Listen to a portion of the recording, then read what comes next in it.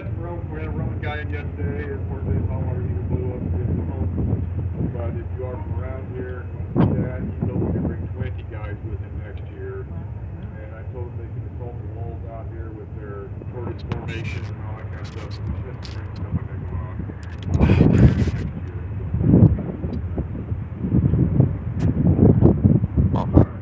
Do they fire both of those or what? I think they will. 2 and 3/4-inch howitzer. That's what someone has back here behind me. And it's on the field carriage. Now, if there's a blockhouse back here, nobody's got one up there. Hey, Ted, you want to let him know that we're doing this? I'm not sure that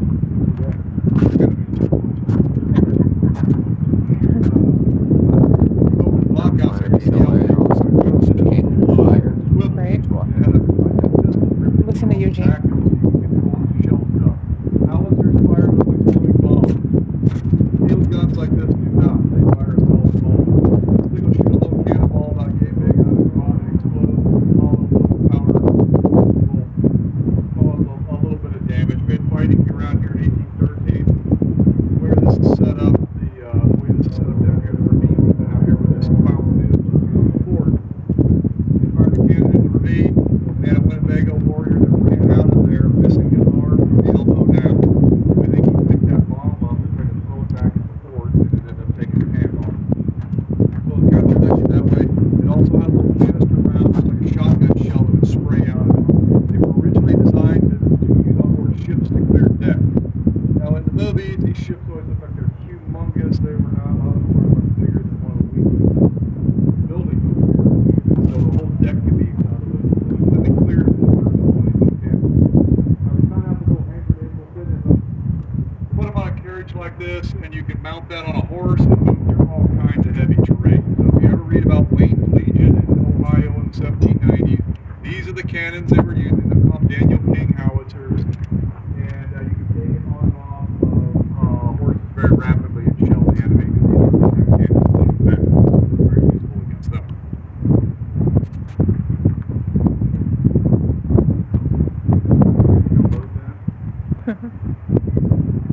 It only takes a couple of guys to use it. Usually you can lay down next to it because you got incoming fire. It only has a range of a couple of hundred yards. Now they would use 4 ounces of powder to fire it live back then. We're going to use about 3.5 to do it right now. And so they will load this up. He has to use this weird little spoon to load it because he's using a blank. If it was a live round, it was a cartridge that would fit in there. We know even back then they had to use the weird spoon because Anthony Wayne complained about these. The War Department said, well, you're the general in charge. You're supposed to know how your weapons work and use the cartridge. Well, they didn't understand that they had to do ceremonies where they used blanks, so your hand cannot fit in there to load this thing.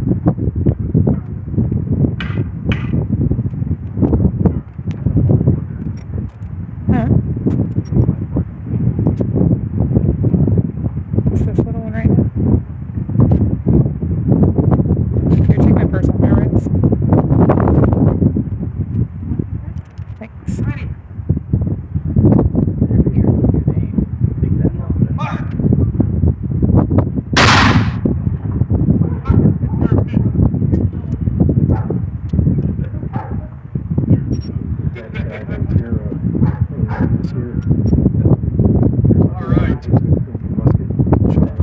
They signed that there are Indians out there. We always had lots of dogs. So they were coming for him to give themselves away with their little dog.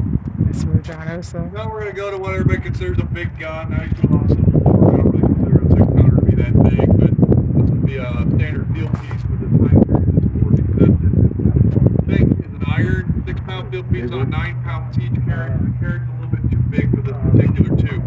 It will use about 1.5 pounds to 2 pounds of powder to fire with a big log. We're going to use about 6 ounces.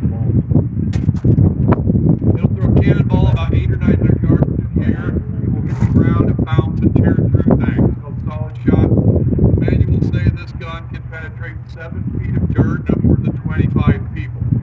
It also had a tin can full of 6 pounds of shot, like a big shotgun shell that will spray out in front of it, tear up lines of infantry. These are very effective against lines of soldiers. They are not effective against Indians who will lay down and it will go over their head. The key here is the native folks did not know that, so they were scared of this thing.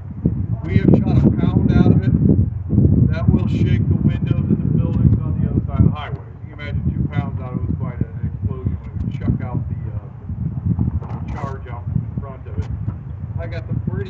6 ounces. I got the bright idea of standing out front of it one time, about 100 yards.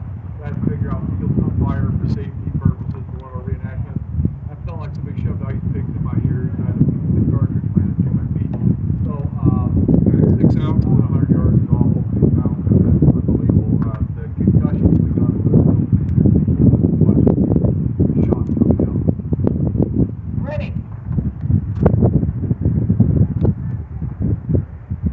Fire! Look, you're a beat. There you go.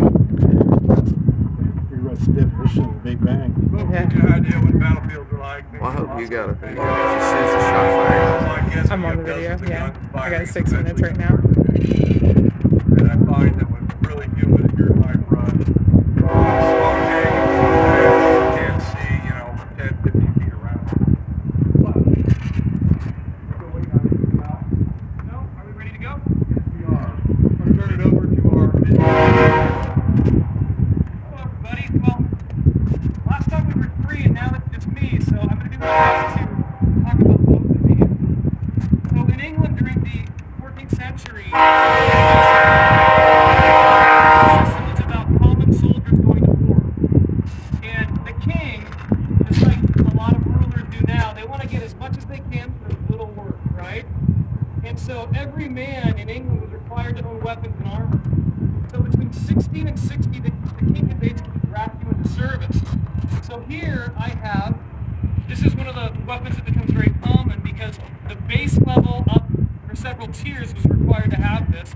This is a warbow, and I'm 6 foot tall. My helmet, I'm a tad taller. You can see this is a beast of a weapon. It's a 132-pound draw. It can shoot an arrow somewhere between 300 or so yards and some. Of course, effective range is going to be considerably less than that. But this is a pretty quick shooting weapon. When I was in England, one of the guys in my group could shoot about 20 arrows off in a minute. He would just line the arrows up in the ground, he could pull these things out and then shoot them downfield until they were all gone. So this was a very formidable weapon. The English king very quickly realized the significance of this, and more English armies were composed of archers. Now the other weapon that your average English guy was required to have was a spear. It's kind of the queen of the battlefield. If you had no wealth at all, you either had a bow with arrows and a knife, you can see my knife here, or you had a spear and a knife. Okay, so either way you had to have one of these. Now the next thing that you see is armor. I'm wearing what's called an acquisition. It's like a big heavy coat. It's basically linen on the outside with heavy cotton filling on the inside. Every guy over a certain wealth level had to have that and a helmet.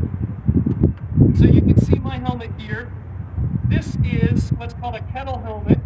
You can see it has a big round top on it, so when blows hit, it glances off to the side.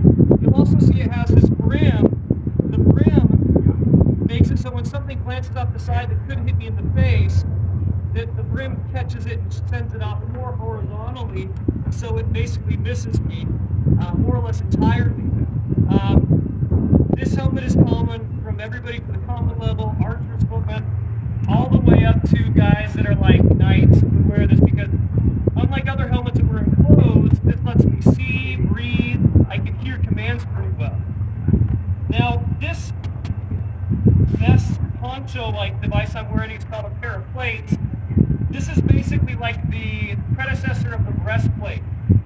It's steel plates that are basically riveted to a textile layer. I can basically grip my food still, so it's very flexible. It lets me do everything I need to, in this case fight. Now if I lost my bow, or if people were getting too close, I have the ability to pull out a side weapon. So if my spear is gone kaput or something, and you can see on one end, you can see this blade. This is basically this more standard kind of axe, tomahawk kind of head. And on the back, you can see this big spike. This end is excellent for dealing with lightly armored individuals. Guys that have a bit more armor, the spike tends to be a little more effective at getting through things like mail or padded armor. Now over my shoulder here, I have a shield. Basically, with thousands of infantry, you would have lines and rows of guys with these shields and spears, and they would basically array themselves. It was a perfect counter to other infantry, the cavalry. I guess it's one of the reasons why the spear and the pike remained such a common weapon all the way through really the 17th century, just because it takes very little skill to use, and it's pretty effective. All right. Does anyone have any questions for me? Okay.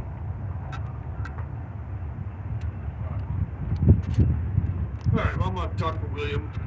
He's a little shy and big roots right there.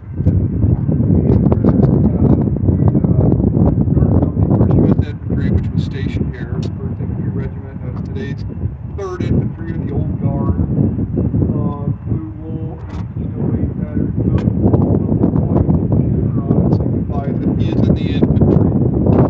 Then it's gold and brass, he made the artillery.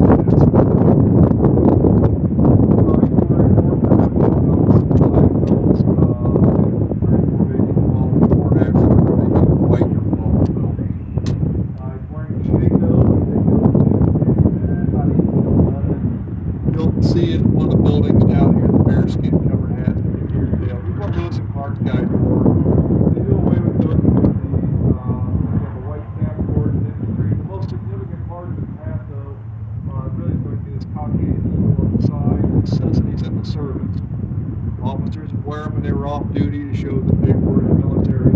They did find a mass grave up in Burlington, Vermont, about 20 years ago, and all the guys were laid out in a row, and every one of them had his Caucasian eagle under his skull, so they would bury him with them. It is a huge part of your military identity. And with these, they're still using regimental buttons on these. Regimentals, unit identity to it, and it's kind of a big deal with the coat. As the war progresses, they get more regiments and more women. They just put a scripted eye on it for infantry, and it just becomes your uniform coat and stuff.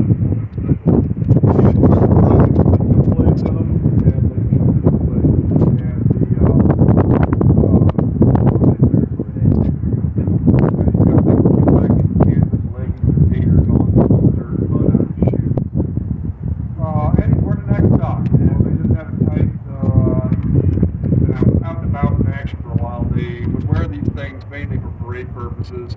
Combat's basically a giant horse dress parade, so they will wear them. There is one museum at Fort Meigs out in Ohio that has a bullet hole through it, so we know they didn't wear them into combat. But generally, you're not going to be wearing around here. You're doing heavy labor. Now, the musket here is a smoothbore 69 caliber flintlock musket. It's the 1795 model of the Springfield. You have an effective range of about 150, maybe 200 yards when you're in the mass ranks. As an individual guy with an Army cartridge, you're going to have to get within about 50 yards of a man-sized target if you expect to hit them. When they said wait until you see the whites of their eyes, these people are not joking. They will get right up on each other to shoot. Again, up at Lundy's Lane in July of 1814, they went out to bury the dead up near Niagara Falls. And they said they were laid out as though they were on parade in rows, and the British and American weapons were crossed between them. So they were probably from me to you shooting each other in the face. So they could get very, very close. Now, part of your inaccuracy is that it is a smooth bore. It's not a rifle. It does not have grooves in it that spin the bullet for the range and accuracy. The bigger problem, though, is in that paper cartridge, the Army gave you a 65 caliber ball instead of a 69 caliber ball. The idea behind the smaller bullet was that you'd be able to load this more times in combat before you had to clean it, and they can fire them rapidly. They can do 3 shots a minute. The downside is the ball doesn't fit tight, so it bounces as it comes out, so you have no idea where it's going. That's why they stand in line and shoot each other. Once you do stuff like that, it doesn't matter what you're wearing, because nobody's hiding behind rocks or trees or anything that all made up later. You have these fancy uniforms. Now, the flintlock, we'll get that here when you start loading. Flint and steel, what ignites it, so the flint piece hits that steel piece, ignites its priming powder, and will set it off. So, to be in the Army at this time, you must have 2 to 4 matching teeth, so you can bite open that paper cartridge. If your teeth do not meet somewhere in your mouth, you can't do that. And you can either get kicked out of the military, disability discharge, or you will never get enlisted if you don't have it. And we had a guy that re-enlisted here in 1809 named Walter Little. He was 48 at that time. Many people didn't have a lot of teeth left by the time they were 48, and so it's very likely the Army made them brush their teeth because they are literally part of your weapon system. You have to have. Like, when you step up into here, that way.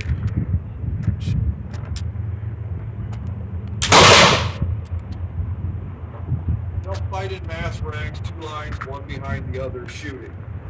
Usually every other company will fire, so you always have 5 companies loaded. Now, Charlie here is representing K Company, the 74th Indiana. We had a great-grandfather and a couple uncles that were in this company. He was not a corporal, I used to be, so that's why I have him on here. But this is the sad coat or fatigue jacket. This is the most common jacket for soldiers in the Western Theater to wear. The hat, broad brim, marquee hat that's not all done up with all the fancy stuff. They start throwing all that away. Just simply has the company letter on the front.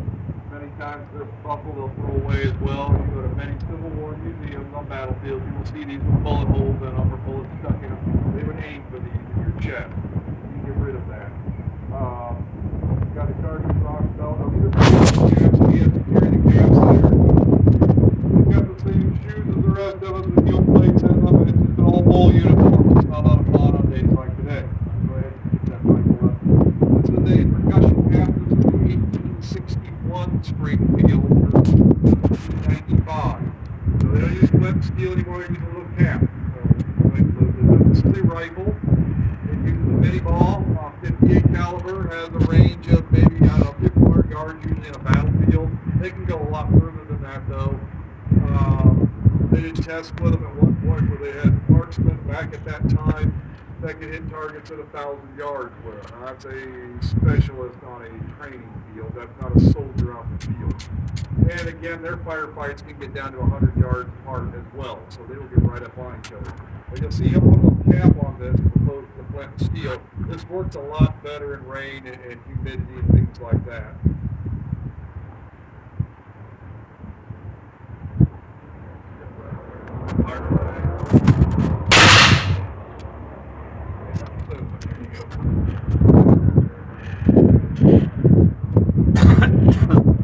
Alright, now I'm doing 168th Infantry, 42nd Division.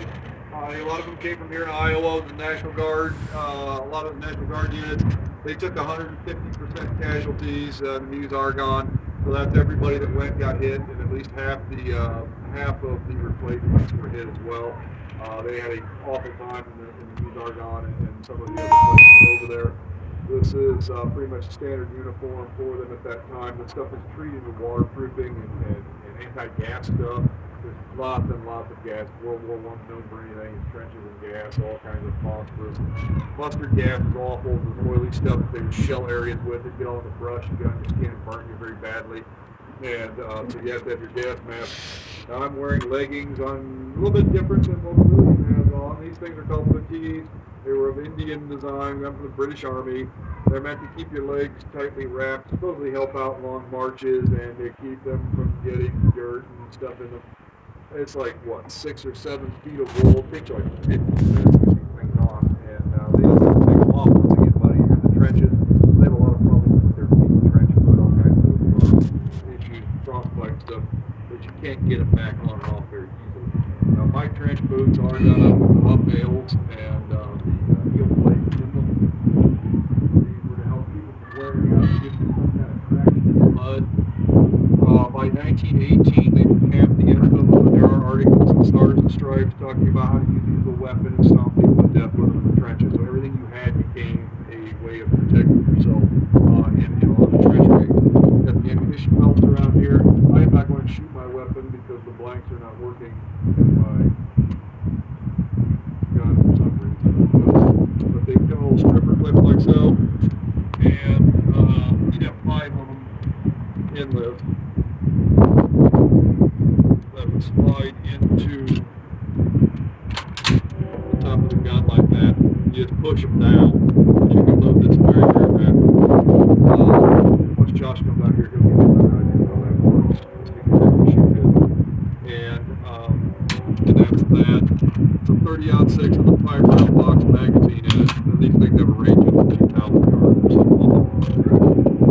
do have a pack on, but I have nothing in it. Basically using it as combat suspenders on my belt. And having canteens.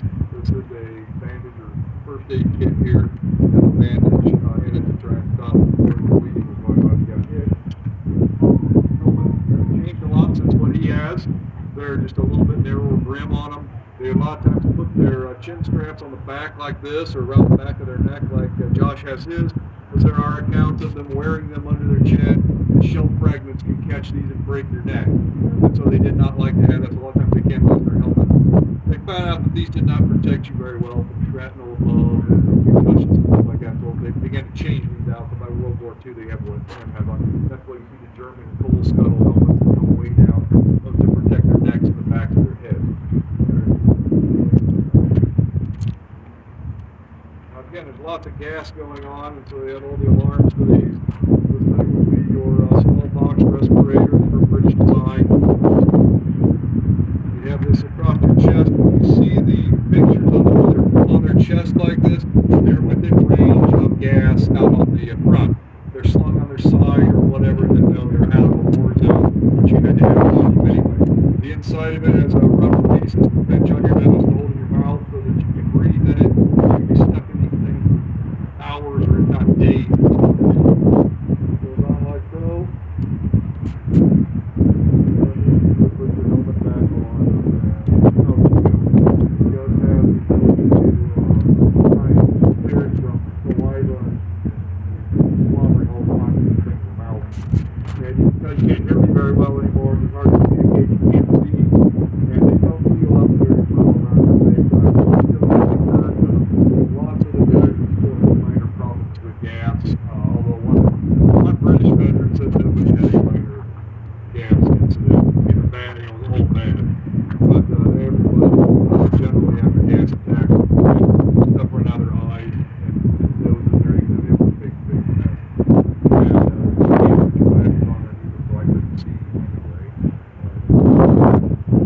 And then a final thing for me with the bayonets here,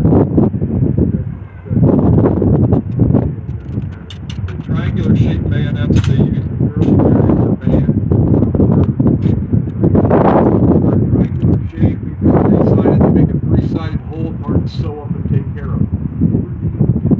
Made for warfare by a Geneva Convention because of that. So you go ahead and shove that in, and then you can don't turn it over. You rip a hole in things that hard.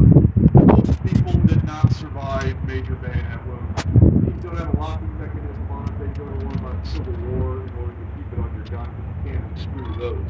Now, in the 1890s, they go to a bayonet like that. These are the big knife bayonets. World War I veterans say it does not matter what the shape is. If somebody shoves an 18-inch piece of steel through you, you're going to bleed to death before they can get to you anyway. So that seems to simply be office people making under. Because if I shove this into William, it'll go completely through him, and you're not going to survive that at all. All right, I guess that's me. So, are there any other questions or any questions? Excellent. All right.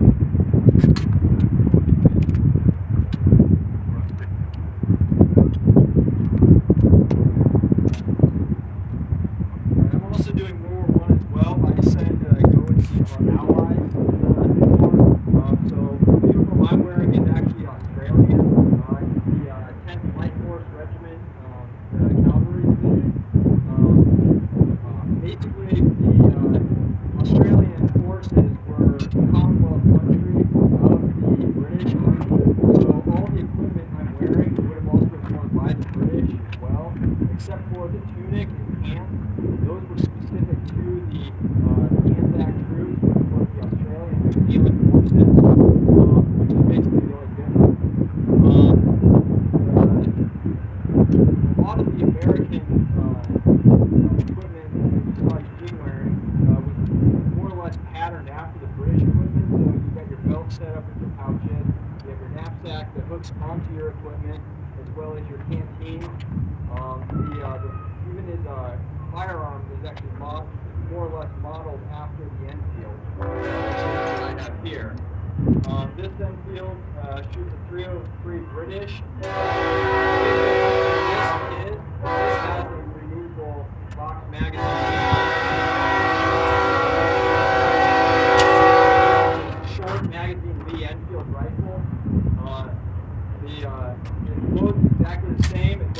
stripper magazine, which holds 5 rounds. It has a little tray in there you slide it into, and then you press the ammo pin and get it started.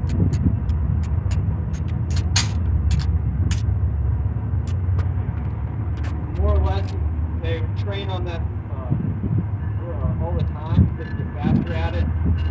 They were supposed to be able to reload it 3 times in a minute, which is also where the term bad minute comes from. You can shoot these very rapidly and reload rapidly with that process. Yeah, so for the bayonet, it operates exactly the same way as his. Slide it on, put it in, there you go. The only difference between that one and this one is this has an underlug that it hooks onto, opposed to actually flipping over the barrel, which gives you a little more relief from your bayonet from the barrel, so it's not actually shooting flames directly while you're bayonet. It lengthens the life of the bayonet when you're actually using it in combat and actually having mounted. So I'm going to do a quick couple rounds for a demonstration.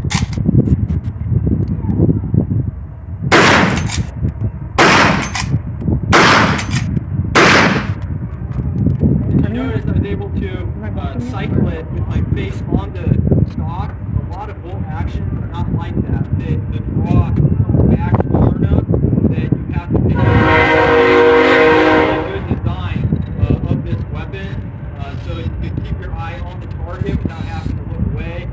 The cycling of the bolt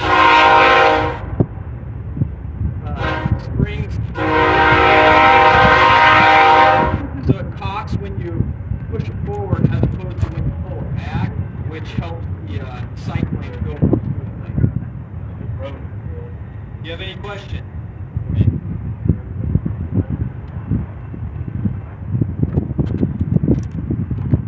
Alright, hi folks. So I am representing the 26th Infantry 1st Division. These guys would have served in North Africa and then been there for the invasion of Normandy. So to kind of start with here, this would be kind of your early war uniforms. A lot of the guys, in a lot of the movies, you often see the big double buckle boots that they're wearing. That tends to be the later production, but they are the big changes that you really see have to do with the way they're fighting, right? Tactics and stuff like that. So principal warfare is significantly less. There's a lot more of team-based warfare where you have a base fire team and have people that are there to flank. And so there's actually kind of a variety of weapons that are being used quite heavily. A lot of ones upstairs, you have the VAR, the Thompson submachine guns, and then along with that, the standard infantry weapon would have been your M1 Garand. Now, these were adopted in 1935 by the U.S. Military, and it is it's a huge big leap because it is the first semi-automatic rifle that's really seen throughout most of the militaries of the world.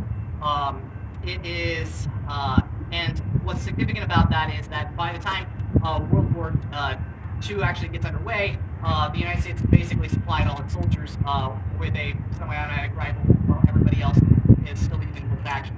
So that is a big step. It's a huge step up. Now these things are a little finicky, so they are very similar. They kind of, although they load through what's called block clips, which are basically stripper clips. They just are double stacked. And here, let me just shoot this for you real quick. One thing about them is you can, because they do close the bolt kind of automatically, if you're not careful, you can actually get your thumb caught in this thing, and it can ram closed on it. It's called Garand thumb, and so, all right.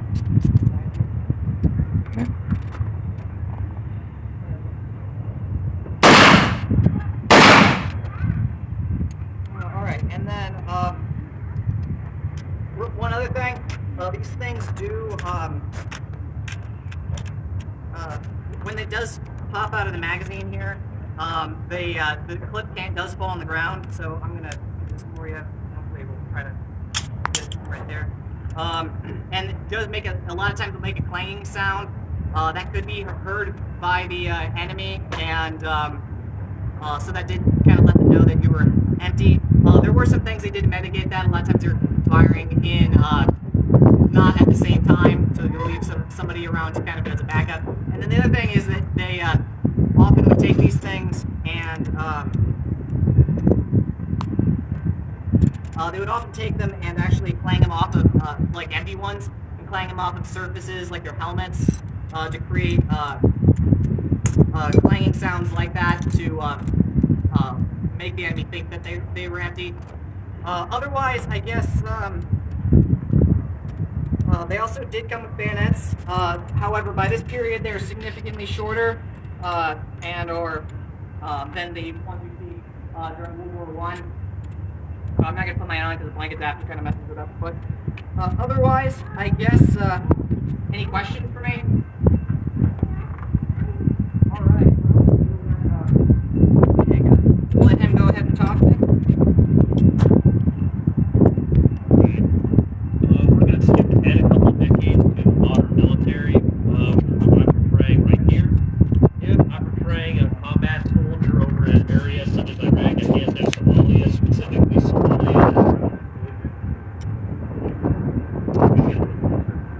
Alright. Yep, so specifically Somalia and the Horn of Africa. So one of the main differences between my uniform and the previous uniforms is my lack of gaiters. Every single one of these guys has gaiters, except for the kind of gaiters. Let's see like that on all these. However, mine, I have some gaiters. It's just boots, and then it goes right into my combat pants. Yep, combat pants are what were given out the modern military theaters such in combat nowadays. Yep, these have the ability to have knee pads in them, so that when you're kneeling on the ground and such over those sandy, rocky areas, you don't hurt your knees as much. Yep, and then this is all made out of more breathable materials. They want to try and alleviate as many heat-related casualties, heat-related injuries as possible. And then these are not blouse. Yep, they just fall right over the boots. Again, over those kind of places, they want to allow as much airflow up through your legs and through your body as possible to try and keep you cool and not go down, again, due to heat-related causes. Yep. Then going up the uniform, you also have the combat top. Combat top is this shirt I'm wearing right here. It's made out of thinner material. It's very breathable, very flexible, very good for deserty, arid environments where modern-day United States soldiers tend to fight in. The armor I'm wearing, this is called an IOTB. This is modern body armor, essentially. Yep, it's got two plates, one up front, one in the back, and that helps protect you from bullets if they strike you in your abdomen or in your back. And then you're required to have an eye pack on the kits. I don't have one on here, but an eye pack is essentially all your medical gear. Yep. One bit of medical gear that I also have absent of the eye pack is a tourniquet. Yep, these are required to be on our duty uniform somewhere, typically on our right pant leg at all times. That way if you get hit by mortar fire or indirect fire of any kind, and there's an emergency, you can put this and potentially save somebody's life. And then up front to here, I have a mag pouch. This holds 3 mags. A standard combat load is a 6 mag pouch. That way you can have 6 magazines on your person and then 1 inside of your weapon. Yep, you also are issued your ear protection, basically just earplugs that allow you to retain your hearing after firing automatic weapons for long periods of time, as well as your eye protection. These sunglasses here serve the purpose as regular sunglasses, as well as being very heavy-duty plastic to protect your eyes from shrapnel. So that way, again, if you get into an intense situation, your eyes are always protected, because if you lose your eyesight, it's a bad situation. You also always have a water source on you. Again, you want to stay hydrated in these kind of climates, and so usually you'll have canteen somewhere on your kit, and then you'll have a camelback, which is this thing right here on my back here, and then a straw goes right over the shoulder, and then right here by your mouth, and you can always just have easy access to water. Yep. Around my head right here, this is a schmog. This is essentially a scarf. Yep, this is very typical for soldiers' kits and everything. It's a very useful item. Usually it's wrapped around your neck, and then it can be wrapped around your head and such as well to help protect your neck from sunburn. It helps keep sand out of your face. You can wet it in order to cool yourself down. It's just a good part of your kit to have, especially out in these desert climates. Then you have your helmet here. Yep, and it's just this helmet does the same thing as their helmets do. It's meant to protect your head and such. Yep, shade's very similar to the one from World War II. This one has a rhino mount on here, which in turn has night vision. This will go over. Yep, this will go over here down on one eye. Yep. This will fit on your head just like so, and this will go down over one of your eyes. Newer night vision and such on here is dual, and so you can put it over both eyes, or this one's just single. And so you're able to see at night. It's very light sensitive. It's very effective when you're walking around the middle of the night. If you're doing any night operation, it's very useful to have. Yep. The weapon here, this is an AR-15, but it represents the M4. The M4 is what we're using over in theater, and it's fully automatic. This is just semi-automatic. The M4 is fully automatic, and it would be all metal, all black, not the cool tricolor and such on here. Yep, and it would typically have a scope of some kind here, usually a CCO or an ACOG, which is essentially your red dot, and the red dot allows you to have more accurate shots when you're shooting at something. Yep, take the 5.56 bullet, and I get it up there.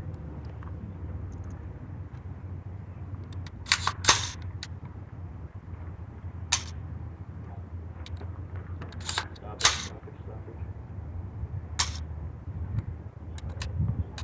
That one in.